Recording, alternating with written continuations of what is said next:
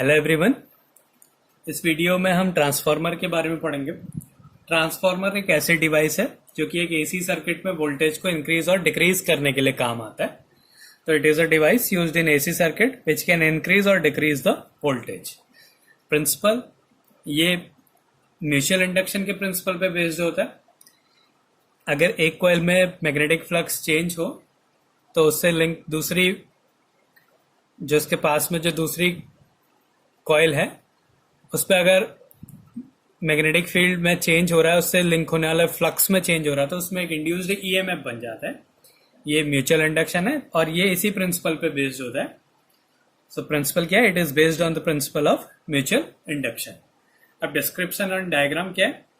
A transformer consist of two sets of coils. दो coils होती हैं, दो सेट होते हैं। एक प्राइमरी कॉइल्स होती है और एक सेकेंडरी कॉइल्स होती हैं। इसमें इंसुलेटेड फ्रॉम ईच अदर, एक दूसरे से इंसुलेटेड होती हैं। They are wound on a soft iron core. ये आयरन कोर है, ये वाला, ये आयरन कोर है।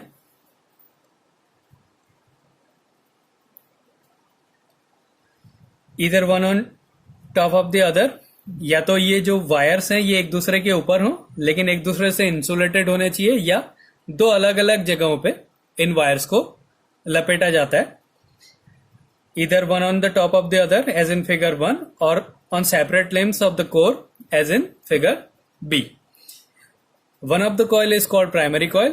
इसमें एक coil को हम primary coil कहते हैं और दूसरी को secondary coil कहते हैं। primary coil में जो number of turns होंगे वो NP होंगे और secondary coil में माना number of turns NS है। तो primary coil में NP और secondary coil में NS turns है। ये जो primary coils है इसको हम input कहते हैं और ये जो secondary coils है ये output देगा। तो ये इनपुट है और ये आउटपुट है। अब वर्किंग क्या होती है कि एक जो इनपुट है उसको हम एक एसी सोर्स से कनेक्ट कर देते हैं, एसी वोल्टेज से कनेक्ट कर देते हैं। तो क्या होता है, उससे करंट बनता है। करंट बनने से उसके पास वाली जो कॉइल है उससे लिंक जो दूसरी कॉइल है उसमें भी जो मैग्नेटिक फ्लक्स है वो चेंज होते रहता है। ये आयरन का है। आयरन एक फेरोमैग्नेटिक मटेरियल है जो ज्यादा से ज्यादा मैग्नेटिक फील्ड को अपने अंदर से ले जाता है। तो इसलिए हम यहाँ पे आयरन का यूज करते हैं क्योंकि ये एक फेरोमैग्नेटिक मटेरियल है। तो जब हम इस पे जो वोल्टेज को चेंज करेंगे तो इसमें जो करंट की डायरेक्शन है, अल्टरनेटिंग करंट जो है वो क्या करता है, इसकी डायरेक्शन को चेंज होती रहती है। जिसमें क्या होता है, मैग्नेटिक फील्ड की डायरेक्शन एक बार इस डायरेक्शन में होगी, एक बार इस डायरेक्शन में होगी। तो इससे लिंक जो मैग्नेटिक फ्लक्स है वो चेंज होते रहता है। वैसे ही यहाँ पे भी होता है, एक बार ऐसे फ्लो हो रहा है, एक बार इधर से फ्लो होता है। तो इस जो दूसरी कॉइल है, ये जो डॉटेड लाइन है ये सेकेंडरी कॉइल को रिप्रेजेंट कर रहा है और जो डार्क है ये प्राइमरी कॉइल के लिए है। ऐसे यहाँ पे सेकेंडरी कॉइल है, ये प्राइमरी कॉइल है। तो प्राइमरी कॉइल में अल्टरनेटिंग करंट के कारण क्या होता है, सेकेंडरी कॉइल में मैग्नेटिक फ्लक्स चेंज होता है जिसके कारण इसमें एक इंड्यूस्ड ईएमएफ बन जाता है, एक वोल्टेज बन जाता है।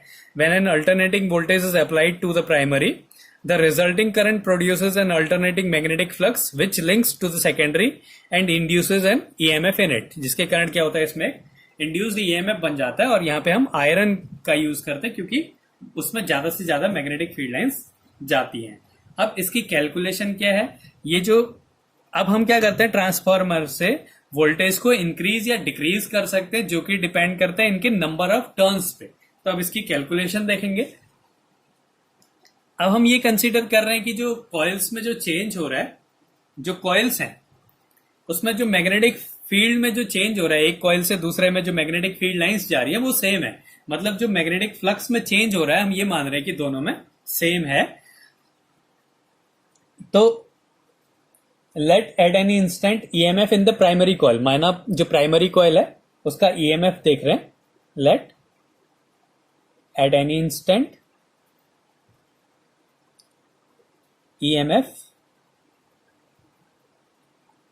in the primary coil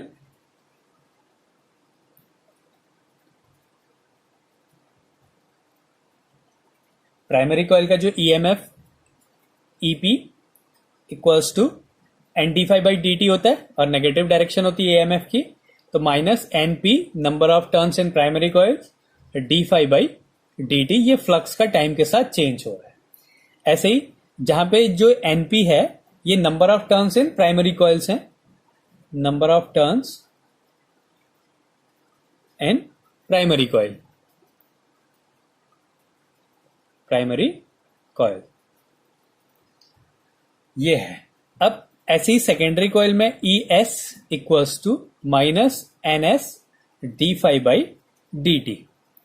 हम एक आइडियल ट्रांसफार्मर की बात कर रहे हैं, तो इसमें क्या होगा, जो फ्लक्स जो चेंज होगा वो दोनों में सेम रहेगा, इसलिए हमने दोनों में क्या लिया, जो चेंज इन फ्लक्स है वो D phi by D T ले रहे हैं। अब इन दोनों को डिवाइड अगर हम कर दें तो क्या मिलेगा हमें, E P upon E S equals to, ये कैंसिल हो जाएगा, N P upon N S हो जाएगा।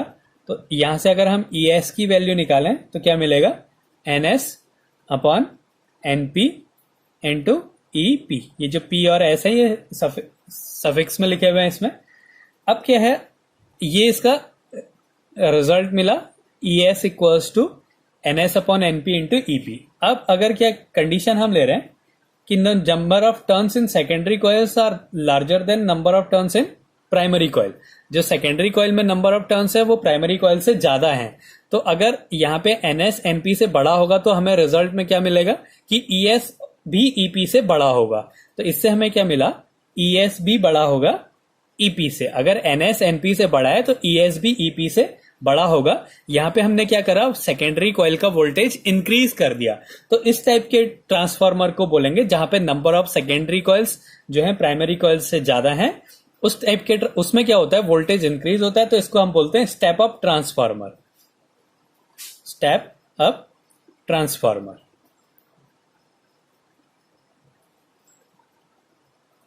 तो ये होता है स्टेप अप ट्रांसफार्मर। अगर जो सेकेंडरी कॉइल में number of turns primary coil से कम है, यहाँ पे सेकेंडरी कॉइल्स में ज्यादा, जो सेकेंडरी कॉइल्स में नंबर ऑफ टर्न्स थे वो ज्यादा थे प्राइमरी से, अब अगर कम हो तो क्या मिलेगा, जो ईएस है वो भी कम आएगा ईपी से। अब हमने क्या करा, यहाँ पे वोल्टेज को डिक्रीज कर दिया, तो ऐसे ट्रांसफार्मर को बोलते हैं step down transformer. Step down transformer. तो ये होता है स्टेप अप ट्रांसफार्मर और स्टेप डाउन ट्रांसफार्मर। इसमें हमने क्या करना है, खाली नंबर ऑफ टर्न्स जो कॉइल्स हैं, जो दोनों कॉइल्स लगी हैं, उसके नंबर ऑफ टर्न्स को इंक्रीज और डिक्रीज करना है। अगर हम सेकेंडरी कॉइल्स में नंबर ऑफ टर्न्स इंक्रीज कर देते हैं तो वो वोल्टेज को इंक्रीज कर देगा, और सेकेंडरी में नंबर ऑफ टर्न्स को डिक्रीज कर देंगे प्राइमरी से, तो वो क्या करेगा, वोल्टेज को डिक्रीज कर देगा। और जो डिक्रीज करेगा उसको बोलेंगे स्टेप डाउन ट्रांसफार्मर, अगर वो इंक्रीज करेगा तो उसको बोलेंगे हम स्टेप अप ट्रांसफार्मर। तो ये है वोल्टेज के लिए। तो वोल्टेज क्या होता है, नंबर ऑफ टर्न्स पे डिपेंड करता है। अगर नंबर ऑफ टर्न्स ज्यादा है तो वोल्टेज बढ़ेगा, अगर सेकेंडरी कॉइल्स की नंबर ऑफ टर्न्स कम है तो वोल्टेज डिक्रीज हो जाता है। अब सेकेंड है, ये तो था ईएमएफ के लिए कैलकुलेशन, दूसरी है करंट के लिए कैलकुलेशन। अगर हम करंट के लिए देखें तो एनर्जी क्या होती है इसमें, कंजर्व रहेगी। तो according to conservation of energy, according to conservation of energy, energy क्या होता है, P equals to P I या ई आई होगा। तो प्राइमरी कॉइल की एनर्जी सेकेंडरी कॉइल की एनर्जी के इक्वल होगी। तो ईपी आई पी, ये प्राइमरी का वोल्टेज हो गया, ये करंट, तो इसकी मल्टीप्लाई करेंगे तो पावर या एनर्जी हो गई, equals to E S I S हो गया। तो यहां से अगर हम I S upon I P की वैल्यू निकालें, I S upon I P equals to क्या मिलेगा हमें, E P upon E S. और E P upon E S की वैल्यू क्या है, N P upon N S के इक्वल है। तो जो E P upon E S है ये किसके इक्वल है, N P upon N S के। तो इसलिए हमें क्या मिला, जो I S upon I P है वो किसके इक्वल होगा, एनपी अपॉन एनएस की वैल्यू इक्वल होगा, ईपी अपॉन ईएस की वैल्यू एनपी अपॉन एनएस है, तो इसकी जगह हमने एनपी अपॉन एनएस रख दिया। तो आईएस अपॉन आईपी की वैल्यू क्या आ गई, एनपी अपॉन एनएस आ गया। तो इसमें फिर से वही कंडीशंस लेंगे हम। अगर सेकेंडरी कॉइल्स में नंबर ऑफ टर्न्स ज्यादा है प्राइमरी कॉइल से, तो इसमें क्या मिलेगा, उल्टा हो जाएगा, क्योंकि करंट जो है वो इनवर्सली प्रोपोर्शनल है नंबर ऑफ टर्न्स से। तो अगर हम सेकेंडरी के नंबर ऑफ टर्न्स बढ़ा दे रहे हैं सेकेंडरी कॉइल की, तो करंट क्या हो जाएगा, डिक्रीज हो जाएगा। तो जो सेकेंडरी कॉइल में जो करंट है वो प्राइमरी कॉइल से कम होगा। ऐसे ही अगर हम प्राइमरी कॉइल्स में नंबर ऑफ टर्न्स बढ़ा दें सेकेंडरी कॉइल से, तो क्या हो जाएगा, करंट प्राइमरी का कम हो जाएगा, सेकेंडरी का बढ़ जाएगा। तो आई एस यहां पे बड़ा हो जाएगा आईपी से। तो ईएमएफ क्या होता है, इनवर्सली प्रोपोर्शनल होता है नंबर ऑफ टर्न्स के, और जो डायरेक्टली प्रोपोर्शनल होता है, जितनी ज्यादा नंबर ऑफ टर्न्स होंगे उतना ज्यादा वोल्टेज होगा।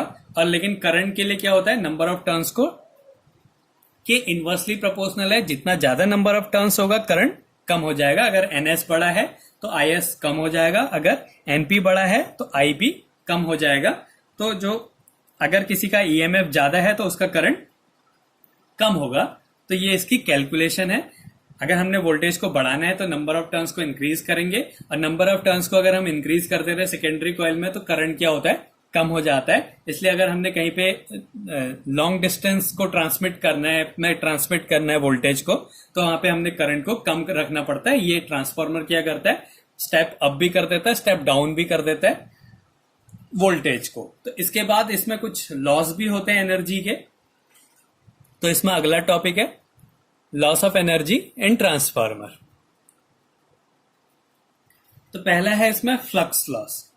तो जो हमने एक आइडियल ट्रांसफार्मर लिया उसमें क्या था कि जो भी फ्लक्स प्राइमरी कॉइल से, जो दो कॉइल्स बनाई हुई हैं हमने, तो इसमें जब एक कॉइल से जो मैग्नेटिक फ्लक्स चेंज हो रहा है, यहां से इसमें जब जा रहा है मैग्नेटिक फ्लक्स, हम ये मान रहे हैं कि इसमें कोई भी लॉस नहीं हो रहा है।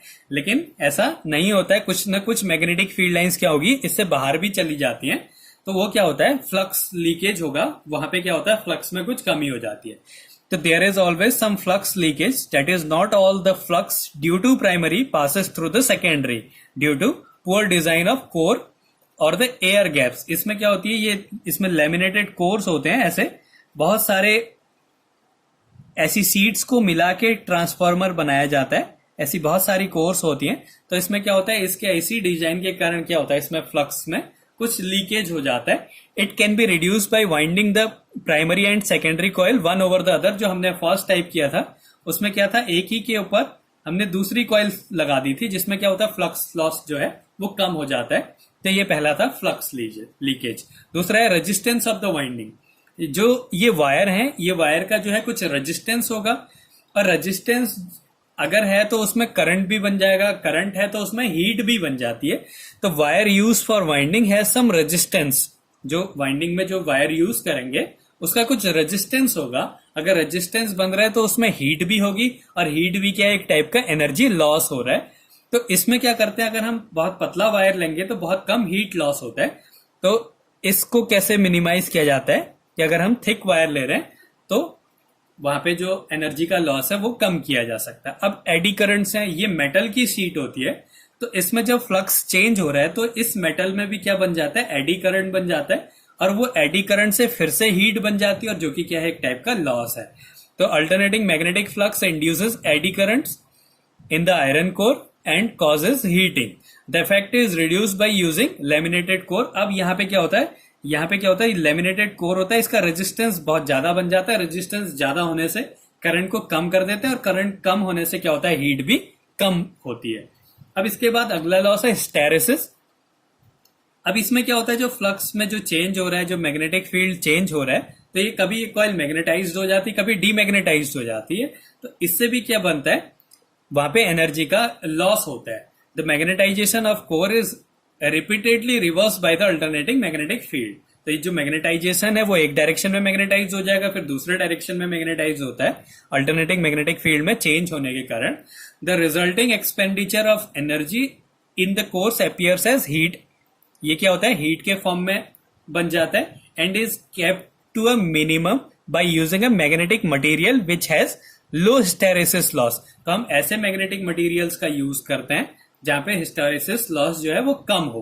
तो ये जो है चार टाइप के इसमें लॉस है, फ्लक्स लीकेज, दूसरा है रेजिस्टेंस ऑफ द वाइंडिंग्स, तीसरा है एडी करंट्स, और चौथा है इसका हिस्टेरेसिस।